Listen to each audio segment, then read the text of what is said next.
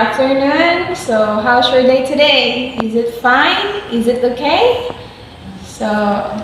So you are all good and fine. So, you are all blessed. So, thank you so much for participating. So, for today's session, we're going to talk about the effective communication at the workplace. So, before I'll start, let me ask you some question. So, what is communication and how communication important, or what is the importance of communication at the workplace? So today we are going to tackle this one, and we may able to understand and know more about the effectiveness of communication at the workplace. Okay, so according to Lee Brown, communication is the key to success in any businesses. So do you believe in this? Do you agree in this? So indeed, communication is the key to success in any businesses. It's because without communication, for example, the employers or the employee, if both of them don't have any connection, do you think that the company or the organization will grow, will be productive? So it's not right. That's why communication is indeed important in a certain organization to become that certain organization grow and expand. Next one. What is communication? So according here, communication is an exchange of feelings, ideas, and information, whether by speaking, writing, signals, or behavior. So we all know that communication, it is an exchange of feelings, ideas, information, and communication also, it is how we are going to convey the information to everyone, how we are going to transmit information to our audience, to our employers, or to our employees. So that is what we call communication. Next one. When does communication happen? So, what do you think? When does communication happens? So, according here, when a person send or receive information, ideas, and feelings with others, not only using spoken or written communication, but also nonverbal communication. So, communication really happens or occur when a person send or receive information. So for example, me, I am the speaker. So the information will really happen or occur when myself, I am going to start the conversation, send some information to my audiences. So that's when the conversation or the communication happen, when someone is delivering the message and there is someone who is listening to that message. Next one is who's accountable. So if you are going to speak, or if you are having a certain, or you are in a certain organization or a certain company, so it says here that everyone in the organization is accountable for the effectiveness of their communication. So we all know that during the conversation, or the effectiveness of our conversation, everyone is indeed accountable, no? Because for example, in a certain organization or a certain company, if that person, or for example, the employer, if that employer didn't know how to communicate effectively, so do you think that certain organization will expand or will grow? So the productivity of the organization depends on how the employer communicate to his or her employee rather, or to his or her coworker. So that's that is who is accountable. So everyone in organization is accountable, because the effectiveness of the productivity of the organization depends on everyone, depends on how they are going to communicate to one another effectively. So that is who is accountable. Everyone is accountable for the effectiveness of the organization through communication. Next is, so there are 6 current needs we each try to fill. So during our communicating, when we are communicating with someone, so there are 6 current needs we try to fill. So number 1 is to feel respected by self and others. So this is very common that yes, indeed, we communicate because we wanted to be respected by someone. Then next is to give or get credible information. Yes, it is also true that we communicate because we wanted some credible information. So someone who is sharing their ideas or perceptions about something. So that's why we acquire credible information if we communicate. The next is to cause or prevent inner or interpersonal change. Yeah, so this is also very relatable. So if we communicate, we wanted some change, right? So, okay, next is to vent or feel deeply understood by and accepted. So this is also very understandable and relatable, no? Because yeah, as we communicate with someone, we wanted to feel deeply understood. We wanted to be understood by someone if we are going to communicate. So, for example, if you are a shy person, so do you think everyone will understand how you feel if you don't talk or if you don't share your insights or perceptions about something, or if you yeah, that's one. So the person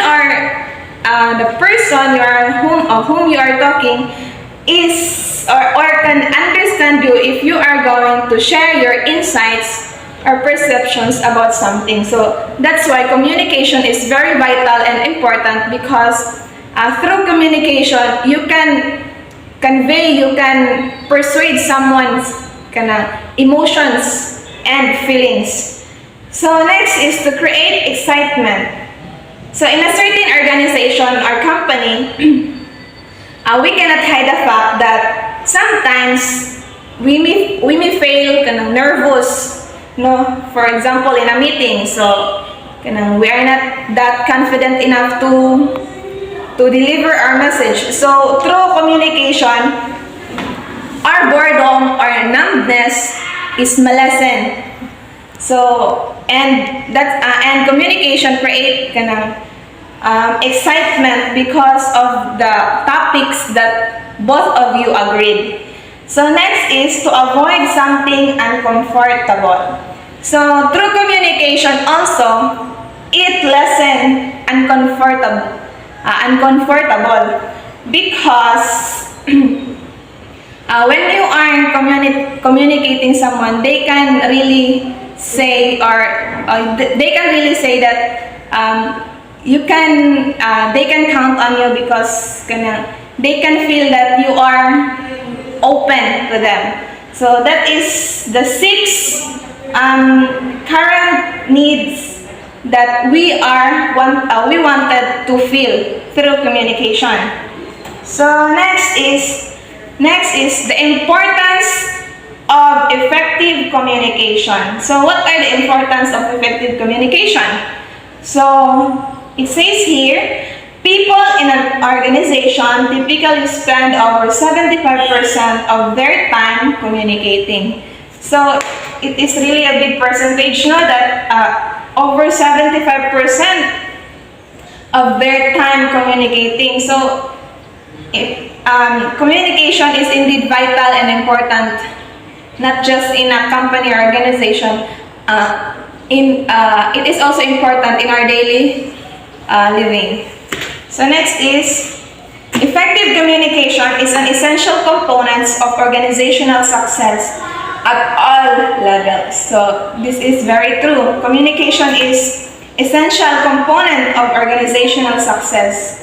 So we can acquire success if we know how to effectively communicate to someone or to someone, no? The next is numerous employee survey have found that many problems in any organization can be traced back to one primary cause, the poor communication. So according to one of the study, it says here that one of the problems in any organization is the poor communication. So as what I said a while ago, the poor communication cannot really expand the certain organization or the certain company. Why? Because if that certain organization or that certain company is lack of communication skills, so because the organization depend on the persons who are ruling the company. So if that certain boss could not communicate properly, so the company will really decline. It will no longer expand or grow, because poor communication can lead to decline of that certain company. So that's why communication is indeed very important. So important skills for bosses. So this one, as a boss, you are constantly advising, informing, explaining, discussing, reviewing, counseling, guiding, suggesting, persuading, convincing, coaching, humoring, and responding. So, as a boss, you must acquire all these characteristics, no? So next is contribute actively to their workplace. So, as an employer or an employee, we should contribute some insight or ideas about that certain topic that you've discussed. So we should at least share our knowledge to make that certain organization expand or grow because of our brilliant ideas that we have. So next is trusted by others. So in communicating someone, trust is very important. So we should at least acquire, or we should at least get their trust, because by that their attentions will be caught because of our information that we convey. So next is express themselves freely. So we all know that in communicating, it is not easy to communicate someone without expressing our thoughts, or if we cannot express ourselves freely. So expressing ourselves is very important for them to acquire more knowledge about certain ideas, and also we can able to develop our speaking skills. Okay. Then next one is having their own style of communication. So every one of us we have all different ways of communication. So that unique way of communication can help us to be more effective communicator in the future. So next is can make complex topics simple. So as a good communicator, this one is very important, no? As a communicator, those topics that is complex, we can able it to become simple. So if you are a good communicator, the complex topic that is given unto you, you can able to make it simple as possible. So by that you can be a good communicator. Next, how effective communication skills help you in your future career? So it says here, good communication skills are abilities that assist you to become effective at sharing information with others. While some communication skills come naturally, you need to develop others' essential skills to be able to learn and mark on the people with whom you converse. So, communication skills is very important because it enables the listeners learn something from your conveyed information. So that is one of the effective ways in communication. So we should at least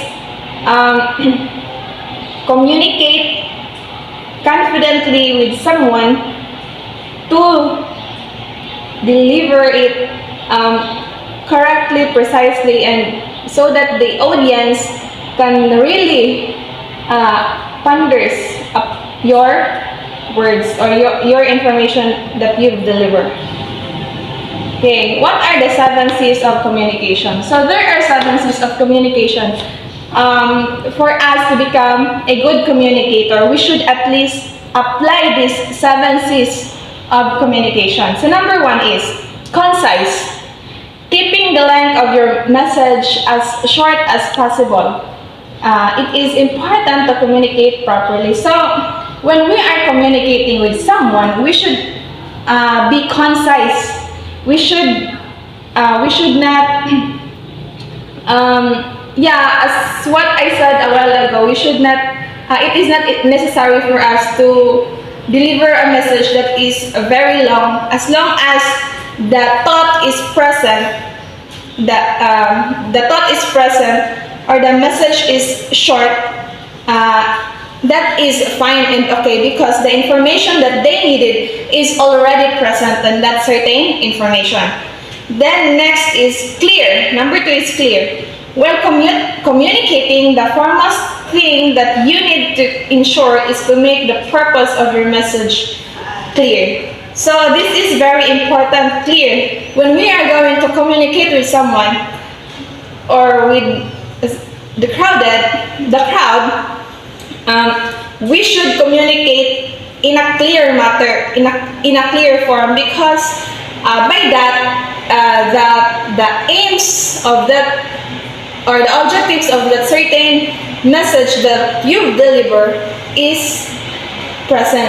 Okay, next is how to become an effective communicator.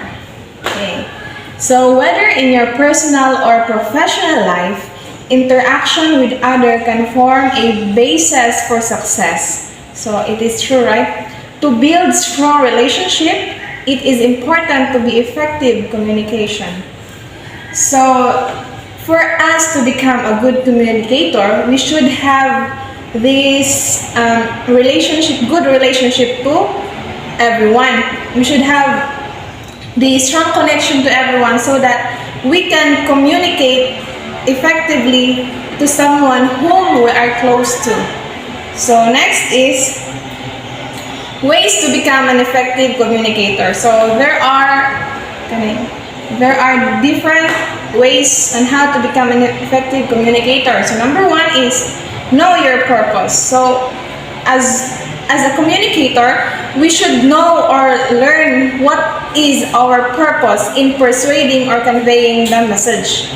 Then next is identify your audience. So as a communicator, you should also identify your audience. Just like, for example, if your audience is youth, so you should deliver a message that is relatable to them. So if your audience also is adult, so also you need to deliver some message that is relatable also to the adult. So just like that. Then next is have a plan. So before delivering some message, you should have a plan on how to catch the attention of your audiences. So that's why it is indeed needed to have a plan. So next is listen actively. So as a communicator, we acquired many information because also if we are kind of good and active in listening, no? That's why listening actively is very important also for us to become a good communicator. Next is speak clearly. So this one is very common, very relatable as a communicator. So as a communicator, we should speak clearly, precise, complete. It is not necessary to have a long speech, long speech, as long as the thought of the message is present on that certain information. Then next is use a appropriate body languages. Appropriate body languages. So if we are going to speak, we should also bear in our mind that we should use or apply gestures that is appropriate in delivering a message. So that's one. And then next is be approachable. So if we're going also to deliver some message, we should at least bear in our mind also that we should be also approachable. If that certain person share her thoughts or opinions about something, about your message, you should acquire that one because it will help you more to become more effective communicator. Then next one is clear. While communicating, the foremost thing that you need to ensure is to make the purpose of your message clear. So this one is very important also. A clear message the audience can really acquire what is the thought of that certain message because it is very clear. So that one. Next is correct. Whatever information you want to share needs to be both factually and grammatically correct. So as a good communicator, it should be factual or grammatically correct. The way you spoke, the way you deliver the message, it must be factual and grammatically correct because by that you can really acquire, or you can really get or cause the attentions of your audiences. So next is complete. There is no point in sharing information with others that is incomplete and does not include all the important facts and figures. So it is very right now. So if we are going to deliver the message, it must be complete. So what is the use of that certain information that you've shared if it is not complete? So it's useless, right? So that's why in delivering a message, it must be complete. Then number 5 is courteous.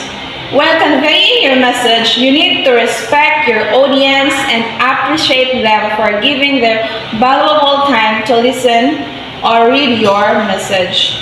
So this one is very important as well because in conveying a message, we must show respect to our audiences because there are times that if we are going to deliver some message, there are times